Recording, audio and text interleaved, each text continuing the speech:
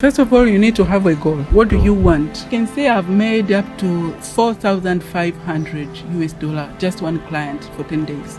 From there, I was like, how can I help people with places, with properties, with land? So the apartment here, it is per day. So the payment is per day and it's full furnished.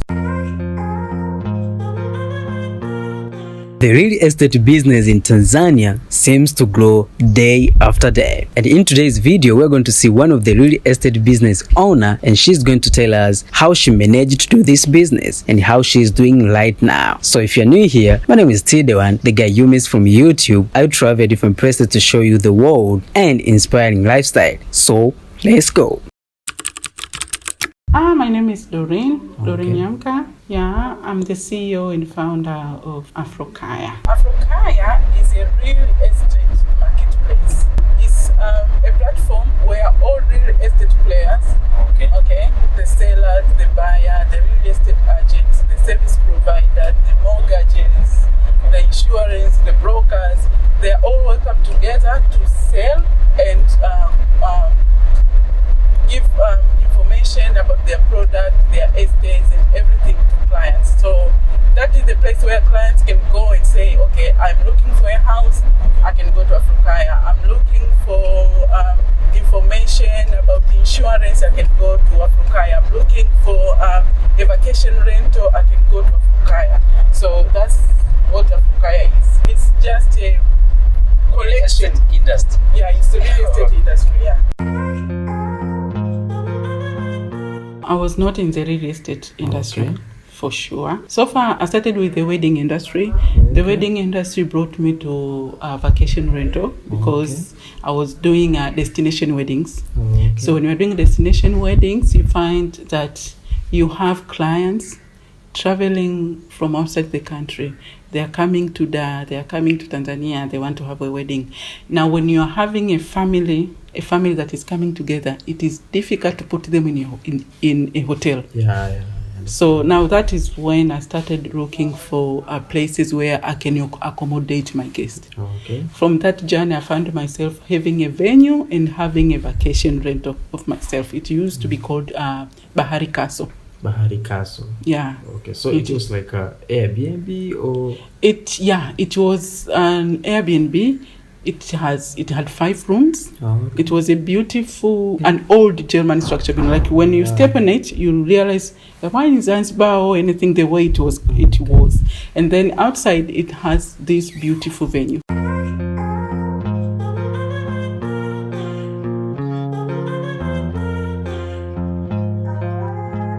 Why you decided to start Afro company, especially here in Tanzania, Dar es Salaam? So it happens when I was looking for a place for my clients, I would realize that people have properties that have potential to generate income, but they don't know where to advertise them, they don't know where to list them. So that is when it comes the idea of Afro, because before I was running this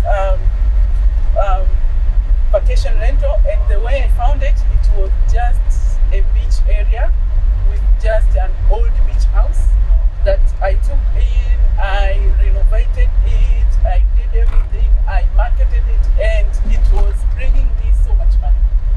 So out of that, I realized there are so many places that can fit in this area, but people just don't know how to market, they don't know how to list, they don't know how to showcase the beauty, the futures of their places. So that is where Afro came out. Like where we are going right now, you can see it is very hidden. You are in there, you can never know. You can never think like, okay, there is this vacation rental in this place. Okay? Like me, I think it's my first time. It is the first time being here.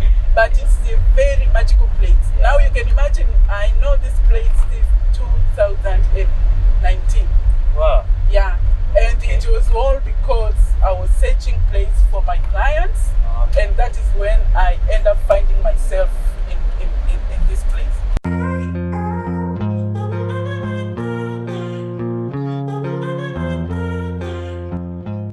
Okay, so now I'd like to know just your little background, where you started before entering this real estate business. First of all, I'm an accountant by profession. Okay. So if we go to the normal route of life, I'm an accountant and I have an MBA. So I've been running international businesses as an accountant manager for so long, like 10 years. Wow. But after that, I had this passion for weddings and events. I can say no, it's not about just growing the passion. I'm just one person who, when we see something is not running the way it should, yes, we think outside the box. I'm among those people who like to think outside the box. Yeah. So in 2015, I was getting married and I did my wedding, and we decided with my husband that we are not going to use the committee and everything. We are going to need a wedding planner and everything. So we looked for wedding planners. There were none. So I did my wedding myself with my husband. So after that, I said, you know what? I'm going to do weddings. So I left my job. I went to South Africa. I studied for wedding planning. I can say that is where my journey for entrepreneurship started.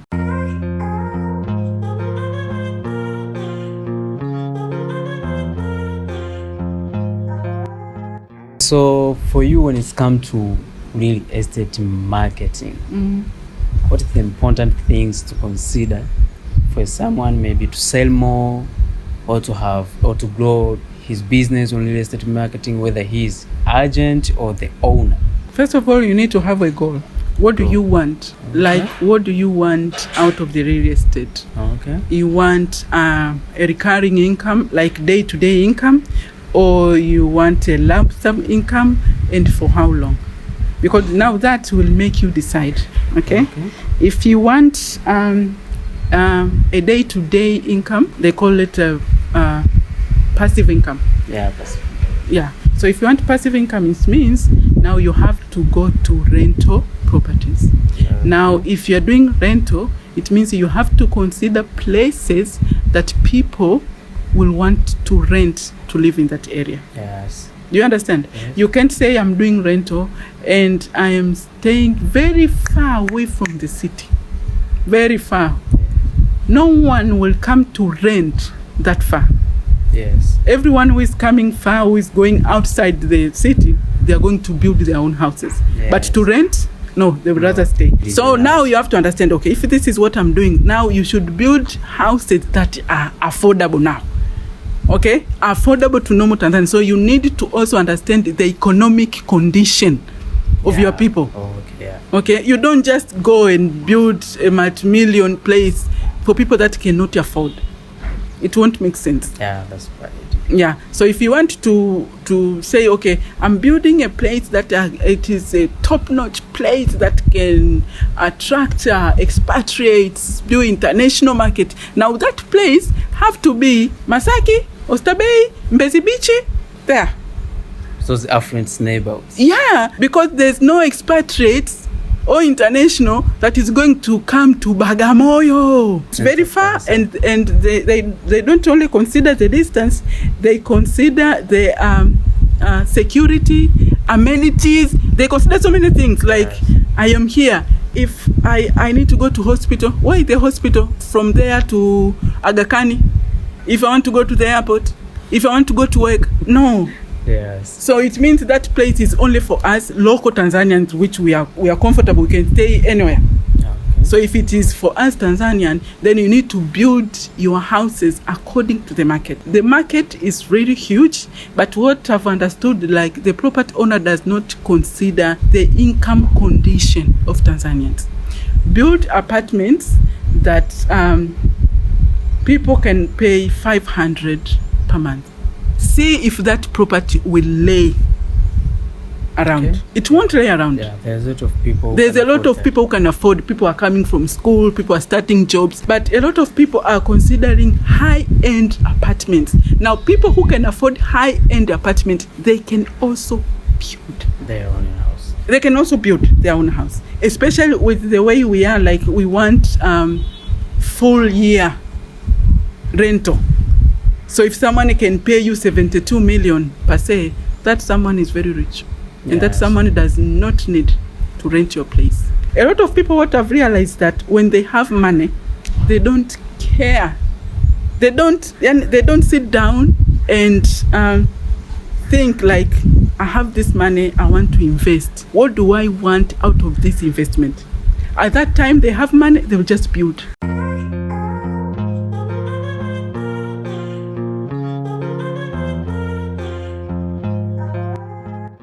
What kind of success have you got from that rental business? It gave me the experience of knowing what the market needs. It gave me the opportunity. Like there are so many opportunities that I'm considering to venture into out of that business, because I met so many people. Tanzania, it has so much. Like Kenyans, like Nigerians, like all of that. But what we miss is the visibility. Like we have so much, but we are like this.